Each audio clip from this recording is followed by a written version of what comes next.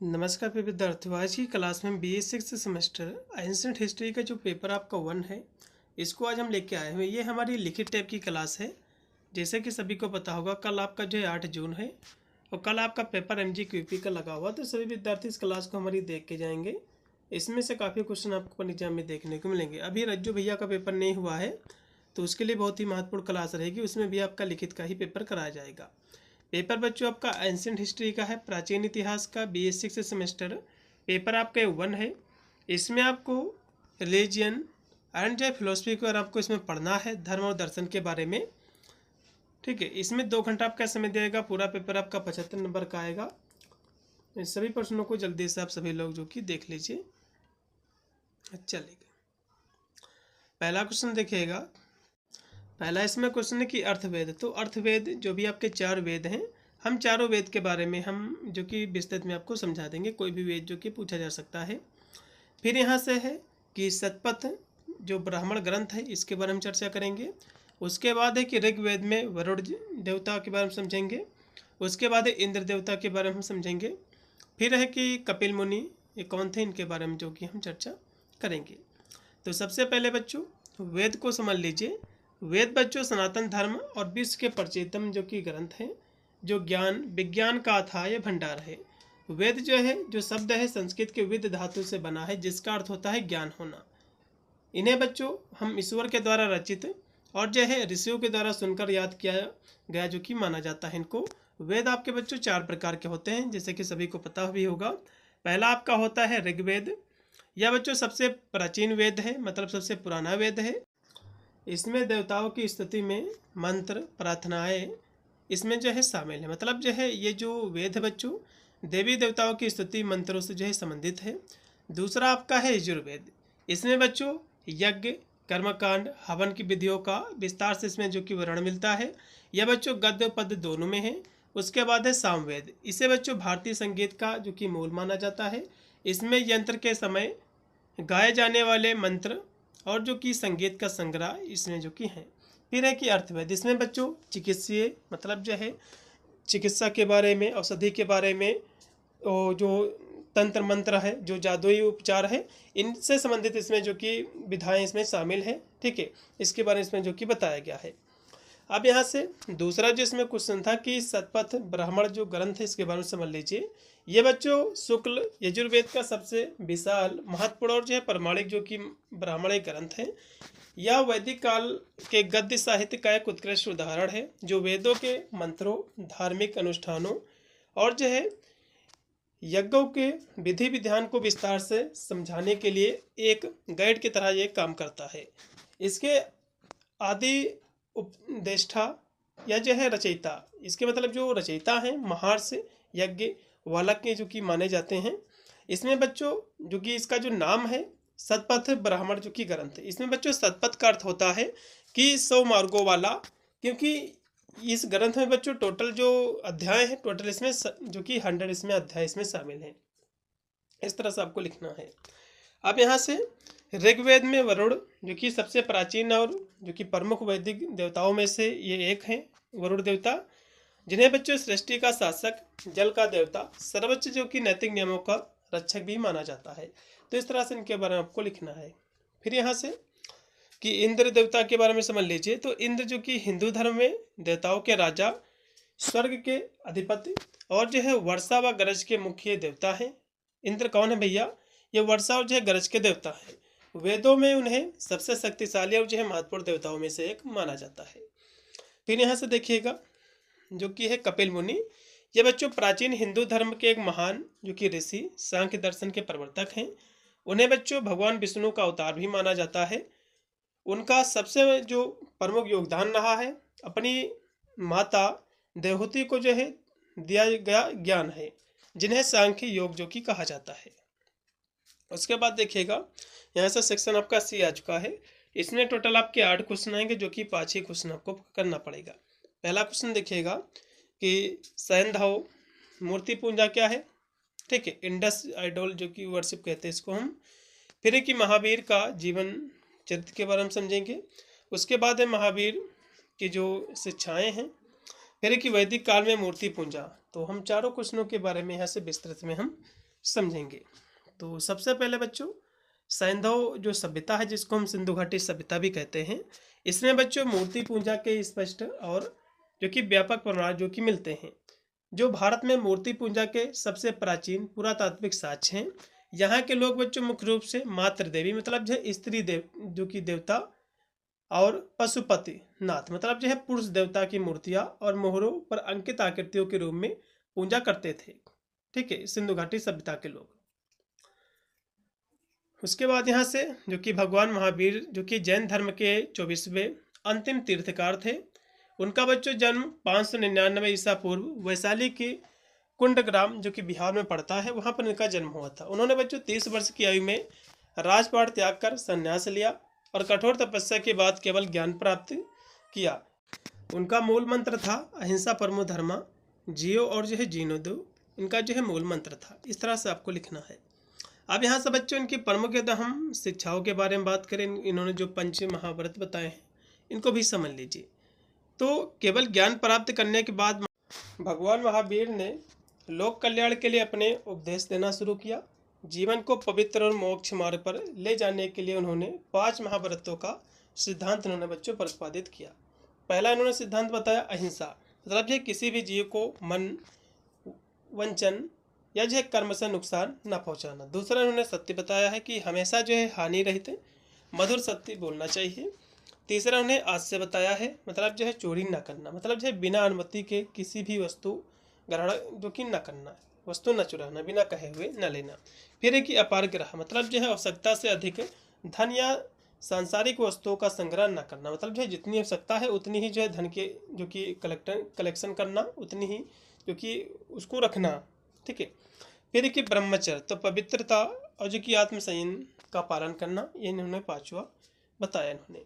फिर यहाँ से जो कि वैदिक लोग किन देवताओं की पूजा करते थे इसको समझ लीजिए। तो वैदिक लोग बच्चों देवताओं के एक समूह की पूजा करते थे जिनका वर्णन मुख्य रूप से ऋग्वेद में मिलता है, जो सबसे प्राचीन वैदिक ग्रंथ है। पूजे जाने वाले कुछ प्रमुख देवताओं जो कि निम्नलिखित है, जिसमें इंद्र देवता है जो कि गरज, वर्षा, युद्ध के देवता और जो कि देवताओं के राजा और रक्षक भी जो कि माने जाते हैं। दूसरे हैं अग्नि देवता। अग्नि के देवता बच्चों मनुष्यों देवताओं के बीच मध्यस्थ यज्ञ अनुष्ठानों के केंद्रीय भूमिका ये निभाने वाले हैं। फिर एक वरुण देवता, ये बच्चों ब्रह्मांडीय व्यवस्था, जल और जो है नियम के देवता हैं। फिर एक सोमा जो कि पवित्र अनुष्ठानिक पेय का प्रतिनिधित्व करने वाले देवता हैं और पौधों और चंद्रमा से भी जुड़ा हुआ है। फिर एक मित्र देवता, तो मित्रता और जो है अनुबंधनों के देवता वरुण से घनिष्ठ रूप से जुड़े हुए हैं। उसके बाद है पवन जो कि पवन और जो कि वायु के देवता हैं। उसके बाद है उषास, मतलब जो है भोर की देवी ही है। तो ये बच्चों देवता वैदिक धार्मिक प्रथाओं के केंद्र में थे जिनकी पूजा अधिकतर भजनों, अग्नियज्ञों, वेदों में वर्णित अनुष्ठानों के माध्यम से की जाती थी, इनकी पूजा वगैरह। अब यहाँ से सरस्वती सभ्यता के बारे में समझेंगे। उसके बाद है अवतारवाद का सिद्धांत क्या है। फिर है कि पंच रात्रस क्या है, इसके बारे में समझेंगे। फिर कि सांख्य दर्शन में पुरुष और प्राकृत क्या है, इसको हम समझेंगे। तो सिंधु घाटी सभ्यता के हम बारे में थोड़ा सा चर्चा करेंगे। तो सिंधु घाटी सभ्यता बच्चों जिसको हम हड़प्पा सभ्यता, सिंधु घाटी सभ्यता भी इसको कहा जाता है, यह प्राचीन भारत की एक प्रमुख सभ्यता थी जिसका विस्तार हम यहाँ से समझेंगे। जिसका विस्तार जैसे कि भौगोलिक विस्तार, यह बच्चों सभ्यता मुख्यतः आज के पाकिस्तान और पश्चिमोत्तर भारत के सिंधु नदी और उसकी जो सहायक नदियों के किनारे फैली हुई थी सभ्यता, और उसकी जो सहायक नदियों की फैली हुई थी। इसके जो प्रमुख स्थल थे बच्चों, इसमें आपके स्थल हड़प्पा, मोहनजोदाड़ो, लोथल, धोलावीरा आदि इसके जो कि स्थल थे, मतलब जो है जहाँ पर इसकी जानकारी हमको मिली है खुदाई के दौरान। फिर है कि क्षेत्रीय विस्तार, तो सिंधु घाटी सभ्यता का क्षेत्र बच्चों सिंधु नदी के बेसिन से लेकर के गुजरात, पंजाब, हरियाणा, राजस्थान, पश्चिमी उत्तर प्रदेश तक ये फैला था। अब यहाँ से इसके हम विशेषताओं की बात करें, जैसे कि शहरी नियोजन, तो नगरों का सुव्यवस्थित नियोजन था इस सभ्यता में। चौड़ी जो कि सड़कें थे, नालियों की भी व्यवस्था थी, किलेबंदी इस सभ्यता की प्रमुख जो की विशेषता थी। व्यापार की हम बात करें तो सिंधु घाटी के लोग व्यापार में निपुण थे। ये बच्चों मेसोपोटामिया फारस और अन्य देशों के साथ ये लोग व्यापार करते थे। फिर है कि कृषि, तो कृषि के माध्यम से ये लोग गेहूं, जौ, चावल आदि की खेती जो कि ये लोग करते थे। उसके बाद है हस्तशिल्प, तो मिट्टी के बर्तन भी लोग बनाते थे, इस काल में बनते थे। मोहर भी थी, आभूषण, धातु के उपकरण आदि भी जो है ये लोग बनाते थे।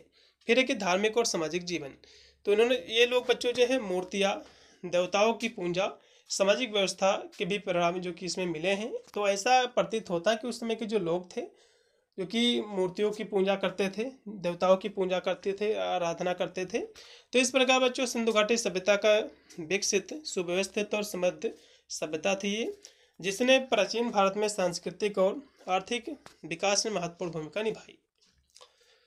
अब यहाँ से बच्चों अवतारवाद क्या है इसको भी समझ लीजिए। यह बच्चों दार्शनिक और धार्मिक एक संकल्पना है जिसके अनुसार कल्याणकारी शक्ति या जो है ईश्वर स्वयं जो है समय समय पर पृथ्वी पर भौतिक शरीर जो कि धारण करके अवतरित होते हैं। भारतीय सनातन हिंदू धर्म में इसे धर्म की पुनर्स्थापना और दुष्टों के विनाश का मुख्य माध्यम जो कि माना जाता है।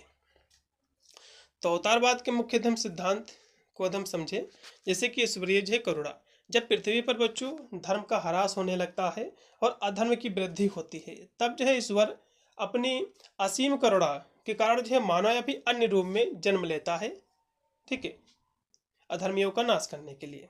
यही अवतारवाद है।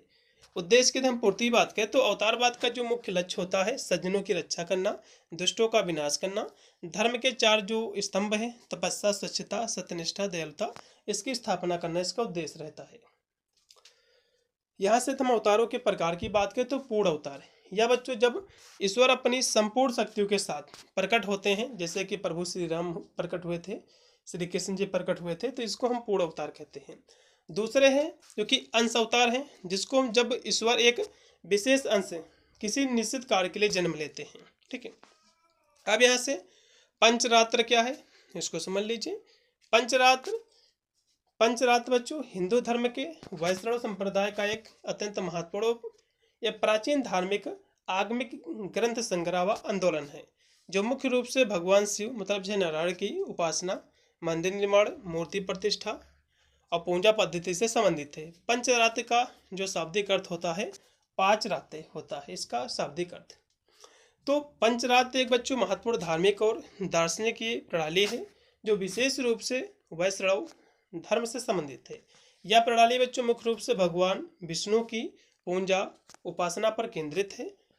5 रात्र प्रणाली में धार्मिक अनुष्ठानों, पूजा विधियों और जो तंत्रों का वर्णन जो कि किया गया है।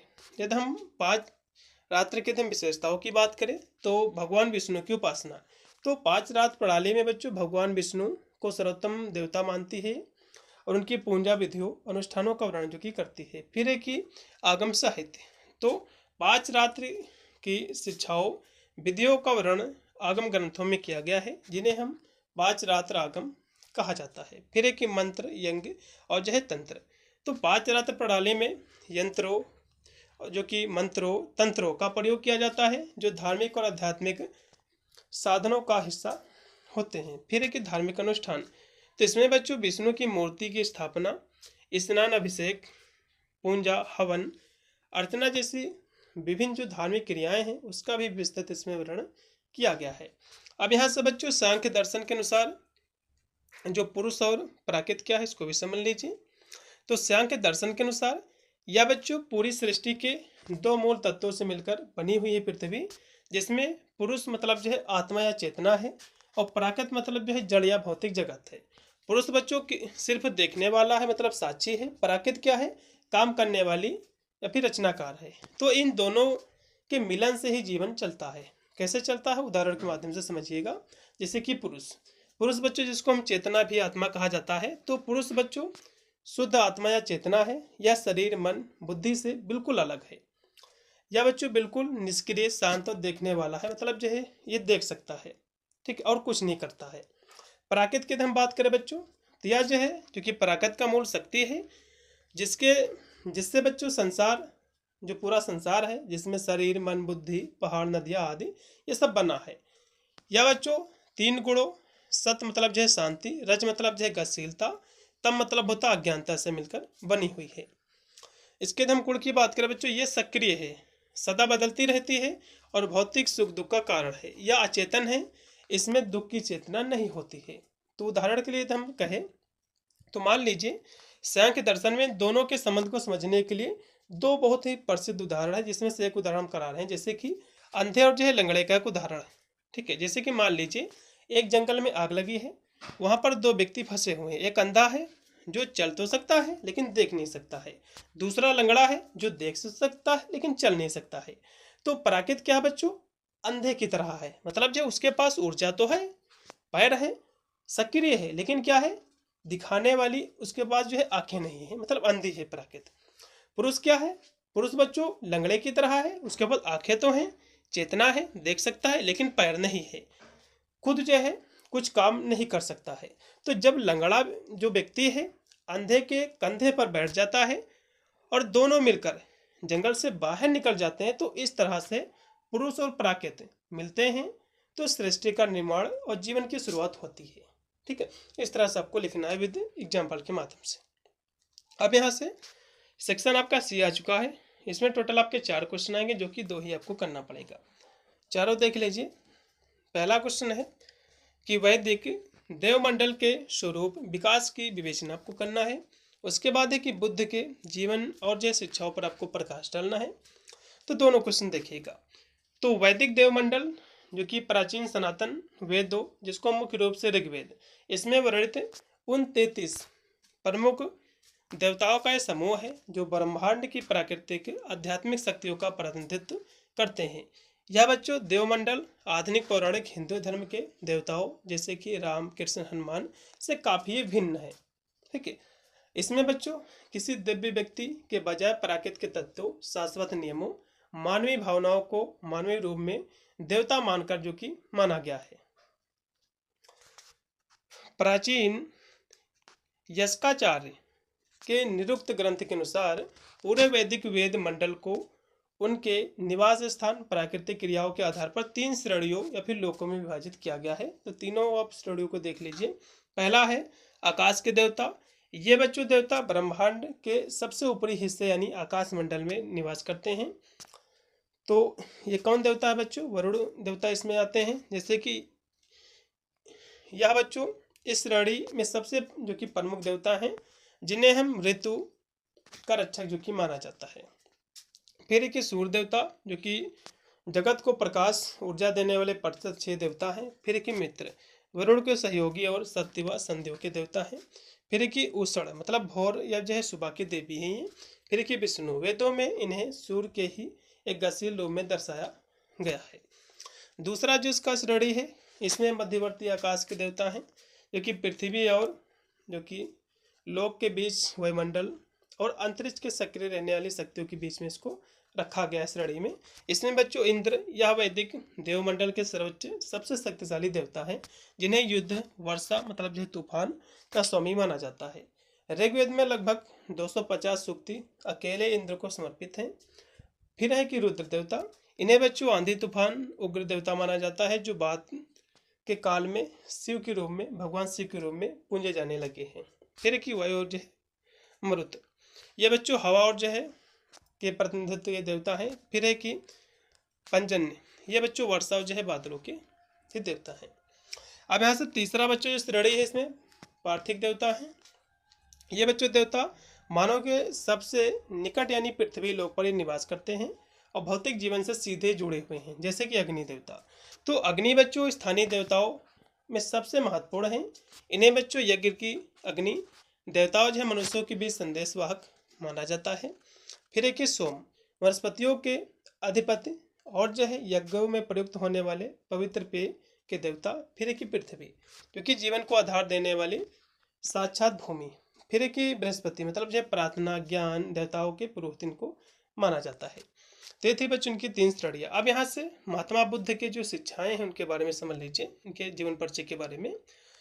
तो महात्मा बुद्ध, जिसको बच्चों हम गौतम बुद्ध भी कहते हैं, ये बौद्ध धर्म के संस्थापक और एक महान आध्यात्मिक गुरु थे। उन्होंने बच्चों अपना राजसी जीवन त्याग कर सत्य, अहिंसा, करुणा का मार्ग जो कि अपनाया। उनके जीवन और शिक्षाओं का संक्षिप्त हम विवरण आप लोगों के समक्ष रख रहे हैं। तो संक्षिप्त जीवन परिचय सबसे पहले समझ लीजिए। इनका बच्चों जन्म 563 ईसा पूर्व नेपाल की सीमा से लगे कपिलवस्तु के निकट जो कि लुम्बिनी में इनका जन्म हुआ था। इनके बचपन का नाम बच्चों सिद्धार्थ था। परिवार की हम बात करें तो इनके पिता बच्चों शाक्य जो कि गणराज के राजा सुद्धोधन और माता इनके जो कि महामाया थी। 16 वर्ष की आयु में राजकुमारी यशोधरा से इनका बच्चों विवाह हुआ था और उनका जो एक पुत्र था जिसका नाम था राहुल। एकदम त्याग ग्रह की बात करें तो उन्होंने बच्चों 29 वर्ष की आयु में सांसारिक जो सुख थे इसको बच्चों इससे विचलित होकर उन्होंने आपसी जो सुख है उसको त्याग दिया और सत्य की खोज में जो है निकल पड़े थे। फिर की ज्ञान प्राप्ति, तो वर्षों की कठोर साधना के बाद बिहार के बोध गया में एक पीपल मतलब जो वृक्ष के नीचे उन्हें सत्य का ज्ञान प्राप्त हुआ। वे जो बुद्ध मतलब जो ज्ञानी कहलाए। फिर बच्चों 80 वर्ष की आयु में उत्तर प्रदेश के कुशीनगर में जो कि इन्होंने बच्चों अपना शरीर जो कि त्याग दिया। अब यहाँ से अगला जो इसमें क्वेश्चन है कि शैव धर्म के उद्भव की विवेचना आपको करना है। उसके बाद है कि शाक्त धर्म की प्रमुख विशेषताओं को आपको उल्लेख भी आपको करना है। तो भारत में बच्चों शैव धर्म की आरंभ और विकास के बारे में समझ लीजिए। तो आरंभ की बात करें तो शैव धर्म का बच्चों जो आरंभ है प्राचीन भारत में हुआ। यह बच्चों भगवान शिव की उपासना पर आधारित है। प्राचीन वेदों में भी शिव के स्वरूप का उल्लेख मिलता है। बाद में महाभारत पुराणों में शिव की महत्ता जो कि बढ़ी है। यदि इसके हम विकास की बात करें तो शैव धर्म का बच्चों विकास मुख्यतः दक्षिण भारत में हुआ। पल्लव और चोल राजवंशों ने शैव धर्म को बढ़ावा दिया और शैव संप्रदाय की कई शाखाएं जो कि विकसित हुई, जैसे कि काशी में विकसित हुई, काशेश्वर, कपालिक आदि जो कि, और भक्ति आंदोलन के दौरान शैव धर्म का जो कि प्रचार और भी बढ़ा। अब यहाँ से बच्चों ये तो शैव था। अब यहाँ से वैष्णव धर्म के बारे में भी समझ लीजिए। तो इसका बच्चों आरंभ जो कि वैष्णव धर्म ये बच्चों भगवान विष्णु की उपासना पर आधारित है। यह वैदिक काल से विष्णु की पूजा जो कि हो रही है और महाभारत रामायण में विष्णु के अवतारों का भी वर्णन जो कि मिलता है। विकास की हम बात करें तो भक्ति आंदोलन के दौरान वैष्णव धर्म का व्यापक प्रसार हुआ। रामानंद, चैतन्य महाप्रभु जैसे संतों ने वैष्णव भक्ति को लोकप्रिय बनाया और वैष्णव संप्रदाय में गोस्वामी तुलसीदास, रामानंद आदि भी क्योंकि प्रमुख कवि हैं जिन्होंने इसका जो है विस्तार किया। अब यहाँ से बच्चों जो शाक्त संप्रदाय है जो धर्म है जो कि हिंदू धर्म की एक प्रमुख और प्राचीन परंपरा है, जिसमें बच्चों सर्वोच्च सत्ता के रूप में आदि शक्ति या जो है देवी मतलब जो है मातृ देवी की पूजा की जाती थी। यह बच्चों संप्रदाय सनातन धर्म के 3 स्तंभों जिसमें वैष्णव, शैव, शाक्त में से एक मानी जाती है। शाक्त बच्चों मत के अनुसार ब्रह्मांड की उत्पत्ति, संचालन और संहार करने वाली परम चेतना एक नारी में ही है। मतलब जो है ये जो शाक्त है, ठीक है, इसकी जो विचारधारा है इसके अनुसार बच्चों जो ब्रह्मांड की जो उत्पत्ति हुई है, जो उसका संचालन हो रहा है, ठीक है, और जो उसका संहार करने वाली जो परम चेतना है वो एक नारी शक्ति ही है इस सिद्धांत के अनुसार। ठीक है, अब यहाँ से शाक्त धर्म के बारे में इसकी विशेषता भी समझ लीजिए। शाक्त धर्म बच्चों हिंदू धर्म के प्रमुख और प्राचीन जो कि संप्रदाय अभी मैंने आपको बताया, जिसमें देवी मतलब जो आदि शक्ति जो सर्वोच्च परम और अंतिम सत्य माना जाता है। इस संप्रदाय में संपूर्ण ब्रह्मांड की रचना, संचालन, संहार का आधार स्त्री ऊर्जा को माना गया है। इसके दम विशेषता की बात करें तो दिव्य स्त्रीत्व मतलब की सुरक्षिता मतलब जो है शाक्त परंपरा बच्चों एकमात्र ऐसा दर्शन है जो सृष्टि के रचयिता और जो है पालक को पुरुष के बजाय स्त्री के रूप में स्वीकार करती है। देवी के विभिन्न रूप जैसे कि दुर्गा, काली, लक्ष्मी, सरस्वती, पार्वती उसी सर्वोच्च शक्ति की अभिव्यक्ति है। फिर एक शिव जो है शक्ति का समन्वय।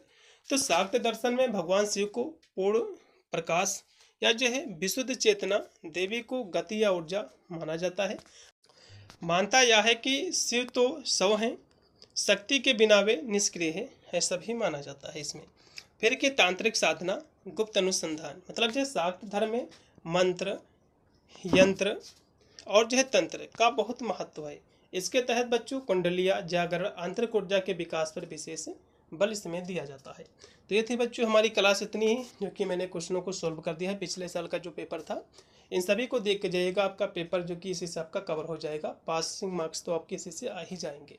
ठीक है, पेपर बहुत ईजी आएगा, बनाकर भी लिख दोगे तो आपका पूरा पेपर है, फिर आपके नंबर आपको अच्छे से अच्छे मिल जाएंगे। मिलता है वीडियो के लिए, तब तक सभी को thank you for watching this video.